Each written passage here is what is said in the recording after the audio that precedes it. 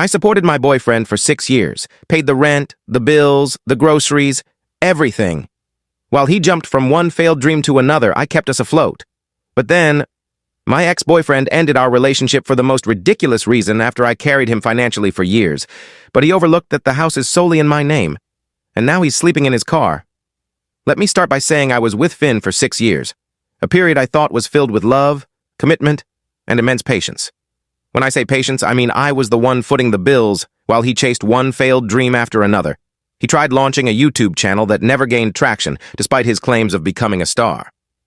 Then came the NFT phase he swore he'd master. Spoiler, he didn't. He also dabbled in crypto, losing nearly all his savings. Through it all, I kept us afloat. Mortgage, me. Electricity, me. Groceries, me. Car payments, you got it, me.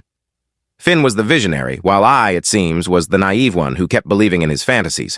Whenever he'd pitch a new scheme, his eyes sparkling with excitement, I'd suppress my skepticism and back him. This one's different, he'd promise. Foolishly, I trusted him. About 2 weeks ago, things shifted. Finn grew distant, glued to his phone more than usual, muttering about needing space to discover himself. I brushed it off initially. He often got introspective before launching another venture. But then he started nitpicking the house's condition, something he'd never done. He'd point out a stray dish or unfolded clothes with a condescending tone I didn't recognize. Last week, after I got home from work, he asked me to sit at the kitchen table, his face grave, like when he'd admit another project flopped. But what he said next felt like stepping into an alternate reality. "We're done," he declared. "You don't pull your weight around here." I laughed, thinking it was a prank. When he stayed stone-faced, something in me cracked. This man, who I'd essentially supported like a parent for 6 years, was accusing me of slacking. When I pressed him to explain, he doubled down. "You're always messy, and I'm stuck handling all the emotional work, pointing out what needs doing.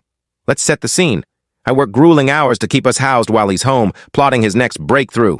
Sure, I might leave dishes in the sink or delay laundry when I'm exhausted. I might forget a mug on the counter or leave shoes by the door, but I also pay every bill that keeps us fed and sheltered." Finn's biggest contribution, rearranging the bookshelf by genre 3 times and tossing my perfectly fine Tupperware because it didn't inspire joy. This is the guy who panics if the Wi-Fi drops for 5 minutes. Guess who calls the provider? Me. Every birthday, holiday, or outing.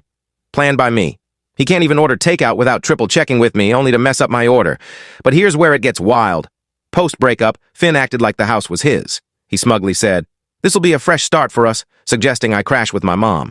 He even mused about turning the guest room into his office and getting a dog since no one will nag about fur anymore. That's when it dawned on me. He genuinely didn't realize, or maybe never knew, whose name is on